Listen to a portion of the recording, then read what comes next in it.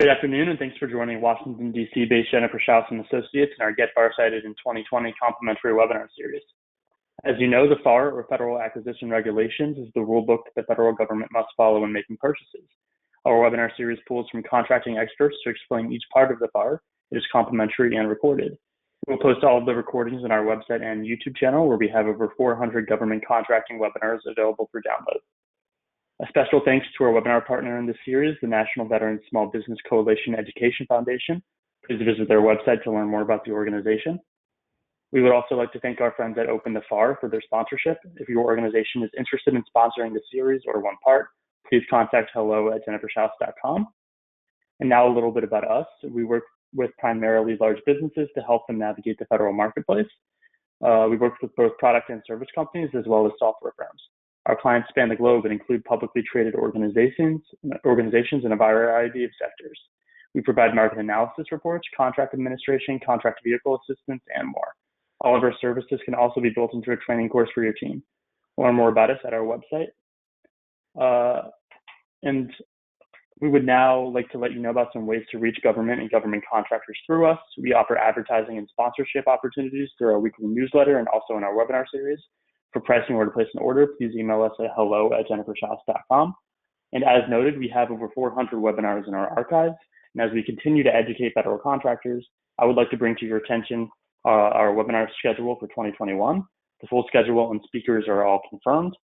First up is a monthly series called the GovCon Live Q&A Cafe. This is a live webinar series held each month. These will take place on the second Friday of each month in 2021 at 12 p.m. Eastern. We have assembled a group of 4 panelists who are subject matter experts on a specific federal contracting topic.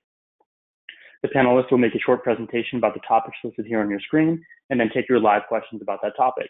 So for example, January will kick off with our panelists covering CMMC on Friday, January 8th. Our panelists include attorneys, consultants, and other industry professionals. You can sign up on our website under the Q&A Cafe tab. Sponsorships are available. Please email hello@jenniferschaus for a media kit and pricing details.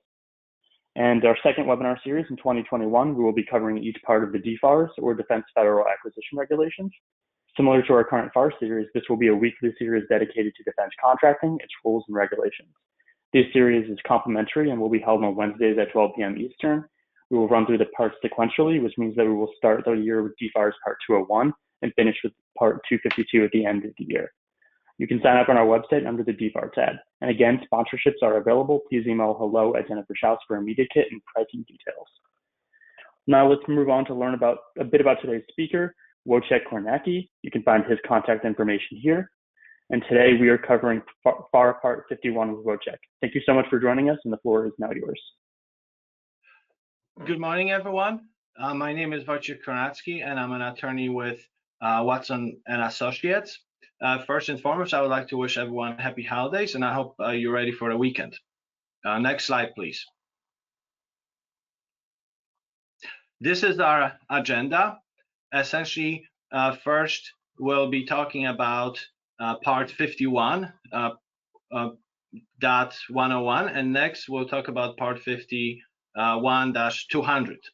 By the end of the presentation, you will know everything you want to know about this part. It is a less known area of the Federal Acquisition Regulation, and it is relatively short, but it can have a significant impact on your contract or on your subcontract.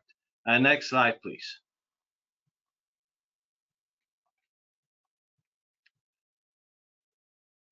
Now, first we'll talk about Part 51.101. So you receive a solicitation, you review it, and you see Part 51-101 in it. So first you want to see if this clause is in it, and then if so, what do you do with it? If this clause is not in the contract, then you can potentially request the contracting officer to modify the contract or the solicitation. If the contracting officer disagrees, then you can consider other options. For example, a teaming agreement, subcontract, or open market. Next slide, please. So this is the policy, essentially. The policy is twofold. One, whether the contracting officer will determine that this clause helps contractors, and then if the government resources are available. Essentially, the government cannot do its job by itself, and a lot of times it needs government contractors. Today, the U.S. government, essentially the executive branch, consists of federal employees, service members, and contractors. So the contracting officer under this clause is there to essentially empower federal contractors and help you accomplish the contract on behalf of the government. Now, he or she will make a determination that the contractor is authorized to use government resources. So that's a very important determination. And then the contracting officer also has to decide if it's in government's interest. That's a very broad discretion. It's not in the government's best interest, it's just in interest. So you as the government contractor asking for this clause in the solicitation or asking to take the benefit of it, you can be creative when you explain to the contracting officer why it's in government's interest to let you use government resources when you accomplish the contract. So this is now one place where you cannot be creative is when you explain to the contracting officer that the supplies or services that you want to provide must be required in the performance of the contract. So there has to be a link between the contract and supplies and services. For example, if you have contract number 1 and you have to deliver supplies and part 51 is in the contract, you cannot ask the contracting officer to use government resources to help you do something else in contract number 2. On the other hand, if you have a contract to deliver supplies in contract number 1, part 51 is in it, and the government has something that is integral or connected to your supplies that you deliver to the government, then you can ask for the benefit of part 51. So essentially, there has to be a link. Now, once you can establish that there's a link and that you want to deliver the supplies and take the benefit of part 51, the contracting officer will also have to assess what are the benefits to the government. So then this can include the contracting officer thinking about savings in cost, quality, or time. And when you submit your request to utilize government resources or supplies under Part 51, you can also address that this will reduce costs, save time, and improve quality. Now, usually the government will consider utilizing Part 51 when it comes to government cost reimbursement contracts, contracts under 41 USC Chapter 85, and firm fixed price contracts that require GSA security equipment. So let's talk about cost reimbursement contracts. According to Part 16.301-1, a cost reimbursement contract provides for payment of allowable incurred costs to the extent prescribed by the contract. These contracts establish an estimate of total costs for the purpose of obligating funds and establishing a ceiling that the contractor may not exceed without the approval of the contracting officer. If the contracting officer does not approve it and then you exceed this, then you do it at your own risk. So if the contracting officer knows that this is a cost reimbursement contract and you want to keep costs low, then maybe they would consider allowing you to use government resources under Part 51. Now, what is 41 USC Chapter 85? Essentially, here you deal with another government policy of purchasing products from nonprofit agencies that help blind or severely disabled people. Essentially, the supplies or services received must directly be used in making or providing a commodity or service approved by the Committee for the Purchase of People who are blind or severely disabled to the United States government. So under this law, a product or service on the procurement list referred under this section shall be procured from a qualified agency that is recognized by the U.S. government under a specific price, and it has to be available during a certain period. And finally, firm fixed price contracts that require GSA security equipment. So what's a firm fixed price contract? Under Part 16, a firm fixed price contract provides for a price that is not subject to an adjustment on the basis of the contractor's cost experience in performing the contract. The contract type of this type places upon the contractor maximum risk and full responsibility for all costs resulting from profit or loss. It provides maximum incentive for the contractor to control costs and perform effectively, and it imposes minimum administrative burden on the contracting officer. So if you're a contractor, you see the solicitation, it has Part 51 in it, and you know the contract is a firm fixed price contract, and you might consider using government resources because all the risk is on you and you want to reduce costs. If this is a government cost reimbursement contract, you know that the government has an incentive to also keeping costs down, so you can also ask to use those resources. Now, firm fixed price contracts that require GSA security equipment are a perfect example of showing why what you ask from the US government in terms of resources or supplies has to be connected to the contract. So for example, you're a government contractor and you will be storing sensitive, classified, or otherwise protected information on behalf of the government. But then you realize you don't have the right security equipment to do so. So under this law, and also under 41 CFR 101-26.507, it states that the GSA, Government Services Administration, is actually required to maintain a bare minimum of security equipment that you can purchase. And this is an integral part of the contract. You need this equipment to secure government information. So now you have the contract, you have to protect the government information. You see there's Part 51 in it.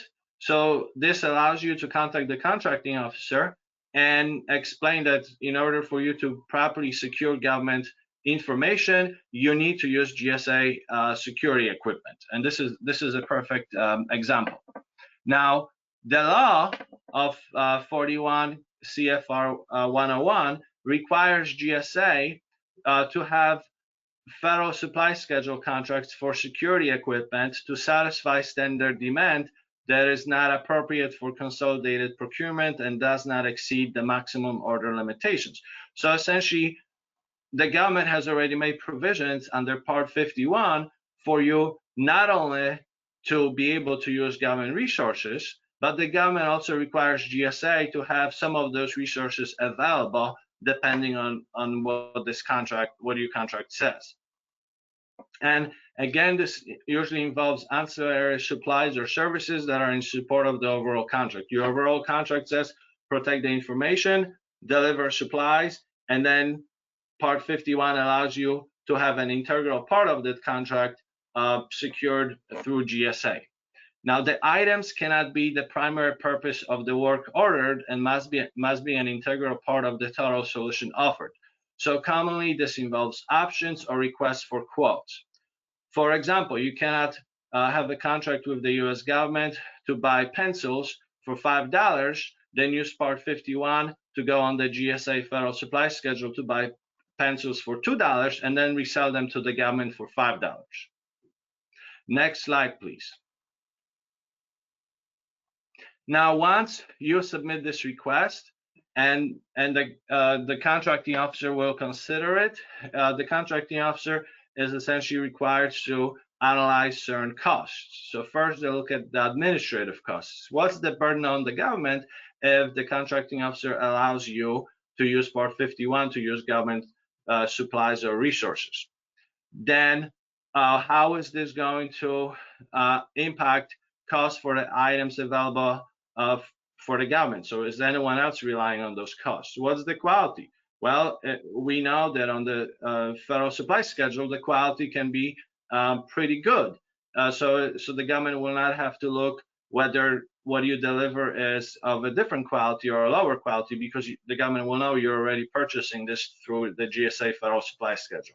And then what are the delivery factors? Are there going to be any delays or otherwise? Now, the risk is that now you're going to have a third party in your contract essentially delivering supplies for you to meet the government requirements. So if this party is not delivering, that could be a downside. when you submit your request for the benefit of using Part 51 to support your contract, you should also address these parts. Now, the contracting officers shall authorize contractors purchasing supply items for government use that are available from the committee for the purchase from people who are blind or severely disabled. So essentially, this is what the law says, and if there are some items that are integral for your contract, and you can obtain them from authorized nonprofit agencies for people who are blind or severely disabled, then you can use Part 51 to do so. Now, you can also look at the Defense Logistics Agency, GSA, or even the Department of Veterans Affairs to see if they have any products that are integral for your contract. Those agencies might have those products that are available, required by law, and then you can use Part 51 to obtain them. Now, mandatory supplies that are not available from DLA, GSA, VA shall be offered through other appropriate central nonprofit agencies. So again, this goes back to other authorized government agencies that are nonprofit. Next slide, please. So essentially, once you have the authorization from the contracting officer, and the contracting officer detailed how many products you can buy, during what period, what is your ceiling, what are other requirements, you have to strictly adhere to this. Essentially, this is your secret code to purchase products from the government or obtain supplies. If you exceed this, you could lose this authorization, and the government could also take potentially adverse actions against you. And this could include being determined non-responsible, terminating the contract, or debarment. So this is very important. And essentially here you have to adhere to the specific requirements and authorizations of this authorization. And then when you place any orders, you also should have this language that is on the slide. And essentially it says that this order is placed under this written authorization in the event of any inconsistencies or otherwise. So you want to protect yourself when you place an order on a GSA schedule on behalf of the government. Now, what are some of the benefits of using Part 51? Well, one, it eases the ordering process for you, because essentially you have this authorization, you go to the GSA schedule or any other schedule, and you can purchase from other contractors. It meets the government needs very quickly, because essentially you have one small business that is already a recognized GSA contractor selling to another business, and then the government benefits. It also benefits a lot of small businesses, because now you just generate more business by buying and selling between contractors to meet the government requirements. It also simplifies market research, because if you know that under Part 51 there's already authorized contractors that can sell you this product, and it's good quality and it's authorized by the government, then you don't have to spend time and resources looking for it and worry if it's from China or any other place where you cannot deliver this to the US government. Also, you use other federal supply schedule contractors, so they might be familiar with how the government works and what are the government's expectations. Now, once you have the authorization, you go to the GSA schedule. Does the GSA contractor have to sell you the product? No, they don't. But in a lot of cases, they will sell it to you.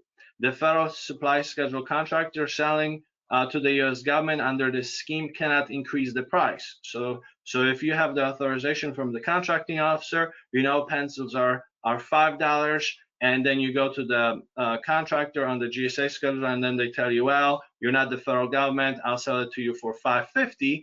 That's when you should notify the contracting officer, because that's not allowed. The buying contractor also must follow Part 8 of the Federal Acquisition Regulation. Under this scheme, you are the buying contractor, and the selling contractor is the GSA contractor.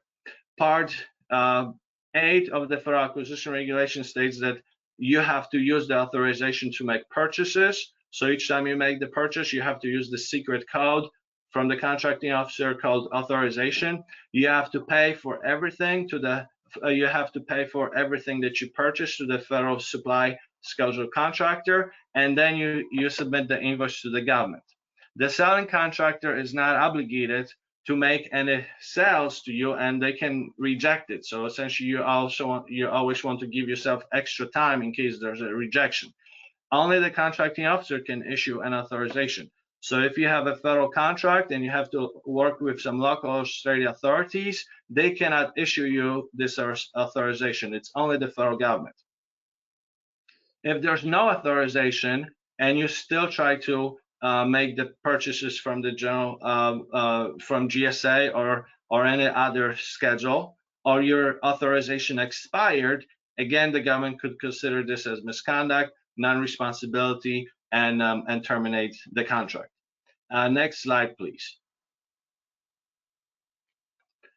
Now, the contracting officer plays a very important role under Part 51 because they're essentially responsible for coordinating your purchases, monitoring, and authorizing you. So before issuing an authorization to a contractor to use government supply sources in accordance with Part 51, the contracting officer shall place in your contract file a written finding supporting the issuance of the authorization. This written finding is not required under some circumstances, but essentially here are some of the factors that the contracting officer will consider that maybe you can also address when you submit your request. So one, the administrative cost of placing orders with government supply sources and program impact on delay factors. Again, the government is also concerned with this third party now being in your contract and providing services. So that's what they'll analyze.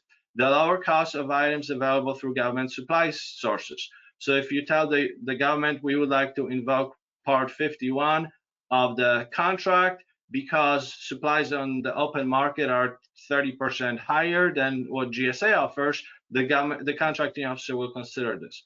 Suitability of items available through government supply sources. Are these good quality items or not? And delivery factors such as cost and time. Are there any delays? And then the contracting officer will also consider your recommendations. Now, what happens if you're a subcontractor and you see Part 51 in the contract? Or maybe you're the prime contractor and your subcontractor wants to take the benefit of this part. That's allowed. So you can definitely submit this request as well. Authorizations to subcontractors shall be issued and with the approval of the contracting officer and the contractor. So essentially, any subcontractor request for under FAR Part 51 would have to be coordinated through you.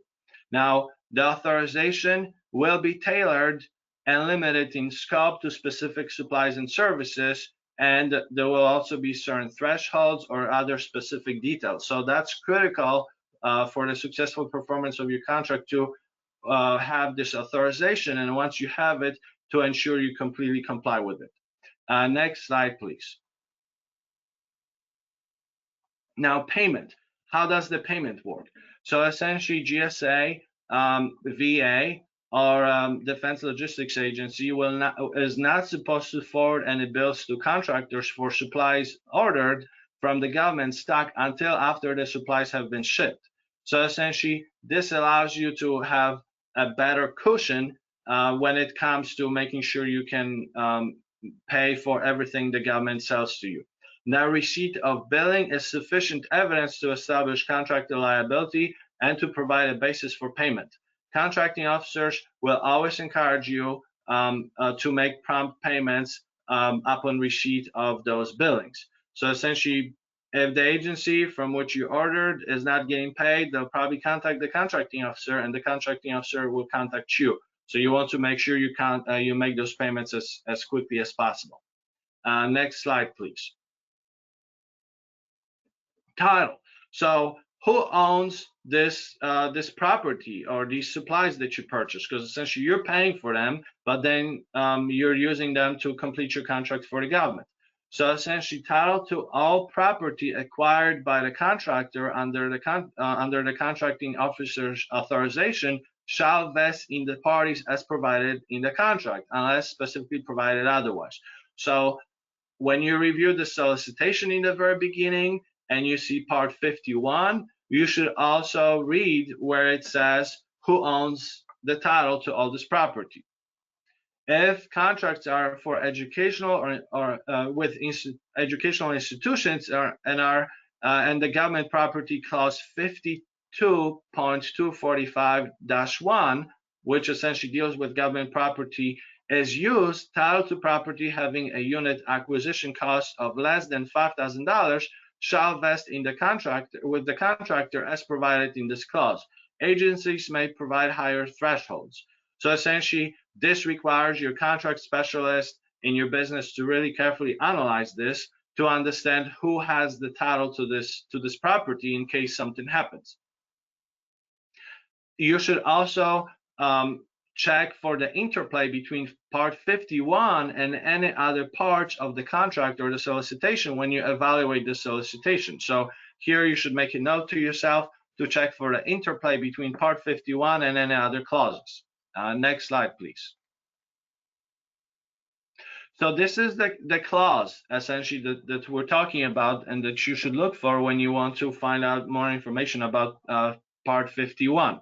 The contracting officer shall insert this clause in the contract for government supply sources and in solicitations and contracts when the contracting officer authorizes the contractor to authorize supplies and services from a government supply source. Again, even though this clause is in there, you still need to obtain the authorization.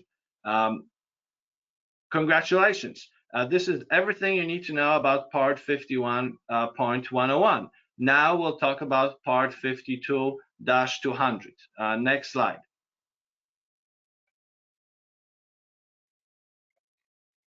Now, Part 51-200 essentially deals with interagency fleet management system vehicles and related services for use in performance of the contract. So essentially, you see the solicitation, you have a very specific contract, and you see that the contracting officer issued this or inserted this clause in your contract or in your solicitation. That's when you can start analyzing it and see if it's applicable to you and what's the benefit. Now, this clause has a lot more requirements than the clause in 51-101. And one of the first strict requirements is that all the vehicles that are being used that are owned by the government have to be used for official purpose. So if it is in the government's interest, the contracting officer may authorize cost reimbursement contractors to obtain for official purposes only interagency fleet management system vehicles and related services. So if your contract requires you to provide transportation or other services where you can utilize the interagency fleet management system, then you should definitely consider using this part to make the request or otherwise negotiate to take the benefit of it. This also includes fuel and lubricants, vehicle inspection, maintenance and repair, vehicle storage, and commercially rented vehicles for short-term use. This also includes complete rebuilding of major components of contractor-owned or leased equipment required for, but this has to be approved by the contracting officer in each instance.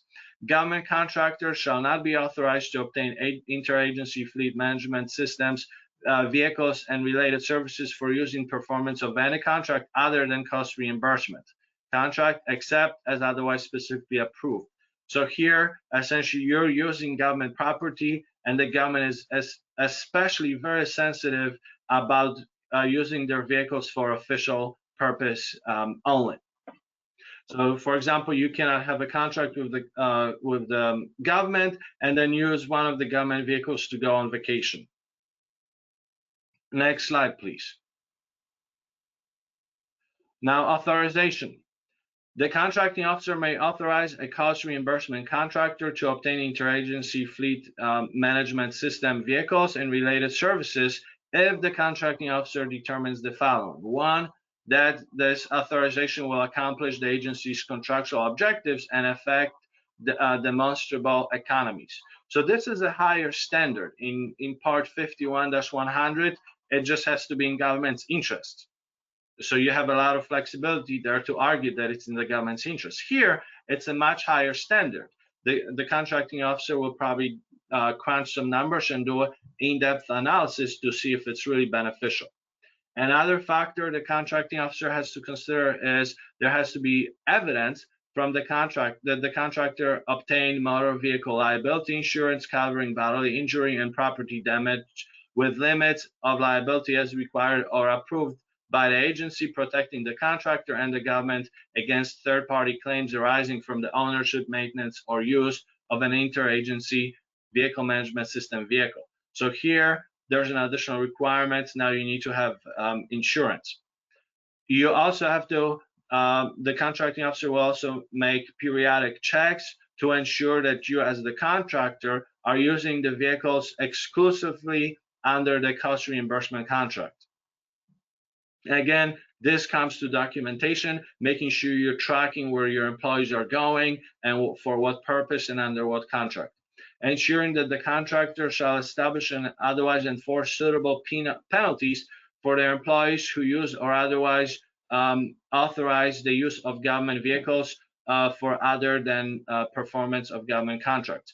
Now, before I started in private practice as a government contractor, I used to be in the Army as a judge advocate, and I had to do a lot of legal reviews on who could use what vehicle for what purpose. So the government is extremely sensitive about using official government vehicles for official purpose.